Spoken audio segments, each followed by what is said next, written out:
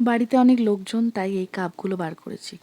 আজ হোলি, তখনও জানি না আমরা যে আর দুদিন পরেই দিদাকে হারিয়ে ফেলবো। গতকাল ছিল দীপের জন্মদিন। সেদিন থেকেই রনর খুব জ্বর, যে কারণে আমরা হোলিতে আর বাড়ি যেতে পারিনি। গতকালের কেক আর একটু ডিম পাউরুটি নিয়ে ব্রেকফাস্ট করতে বসলাম। হোলির ভিডিও এতটা পরে আসছে কারণ গত 6 মার্চ আমার দিদা আমাদের সকলকে ছেড়ে চলে গেছে, যে কারণে আমি আর কোনো ভিডিও বানাতে পারিনি বেশ কিছুদিন। তাই এই পুরনো ভিডিওগুলো এখন এডিট করে আপলোড করছি। রনর একবার করে জ্বর আসছে, ওকে ক্যালপল খাওয়ানো হচ্ছে, আবার জ্বর চলে যাচ্ছে, তখন আবার আমাদের সাথে এসে বসছে। ওর যখন জ্বরটা ছাড়লো আমি বললাম যে একটু কি রং খেলবি। তার আগে আমরা রং খেলিনি, ভেবেছিলাম আর খেলবও না, রনর যেহেতু শরীরটা খারাপ। কিন্তু ও নিজেই যখন এসে বললো তাই ভাবলাম চলো আজকের দিনটা একটু রঙিন না হলে চলে। নতুন বাড়িতে আমাদের এই প্রথম রং খেলা। এখন মনে হচ্ছে যদি কষ্ট করে একটু বাড়ি চলে যেতাম তাহলে দিদার সাথে রং খেলতে পারতাম, আর সেটাই হতো দিদার সাথে শেষ রং খেলা। আমাদের প্রিয়জনরা কে কখন কিভাবে আমাদের ছেড়ে চলে যাবে আমরা কেউ জানি না। তাই বলবো সুযোগ পেলেই পরিবারের সাথে সময় কাটাও, যেন কোনো আক্ষেপ না থাকে।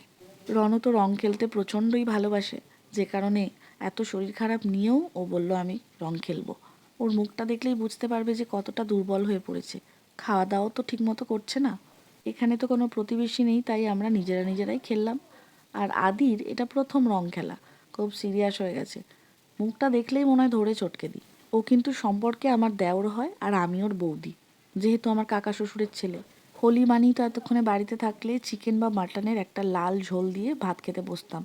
কিন্তু গতকালই নিজের রান্না করা চিকেন খেয়েছি, তাই ভাবলাম আজকে আর কিছু রান্না করব না, বাইরে থেকেই অর্ডার করে খাবো। ছেলে দুটোর জন্য বাড়িতেই ভাত সিদ্ধ করে দিলাম, আর আমাদের জন্য বিরিয়ানি। রং লাগা জামাকাপড়গুলো কাচতে দিয়ে ভুলে গিয়েছিলাম।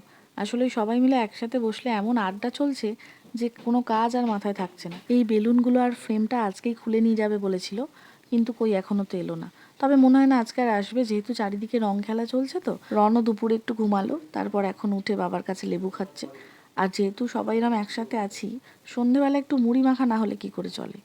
এত কিছু দিয়ে মুড়ি মাখলে না সঙ্গে সঙ্গে খেয়ে নিতে হয়, না হলে মুড়িগুলো এমন মিইয়ে যায়, খাওয়া যায় না, আর খেলেও চোয়াল ধরে যায় একদম। তবে আমরা তো অনেকজন আছি, মাখার সঙ্গে সঙ্গেই উঠে গেল। দুদিন আগে অ্যামাজন থেকে রনর জন্য একটা ঘড়ি অর্ডার করেছিলাম, এটা ওই পছন্দ করেছিল। এটা ঘড়ি আবার প্রজেক্টারও, অন্ধকার দেওয়ালে ফেললে এটা থেকে বিভিন্ন রকম ছবি দেখা যাবে।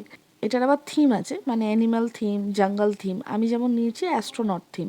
এটার দাম নিয়েছে 300 টাকা। বাচ্চাদের জন্য কিন্তু খুব মজার। রাত্রের জন্য বাইরে থেকে, মানে একটা হোম ডেলিভারি থেকে নর্মাল ভাত, তরকারি, ডিমের ঝোল অর্ডার করা হয়েছিল, সেটাই খেলাম। আজকের মতো ভিডিওটা শেষ করলাম। তোমরা সবাই ভালো থেকো, দেখা হচ্ছে পরের ভ্লগে।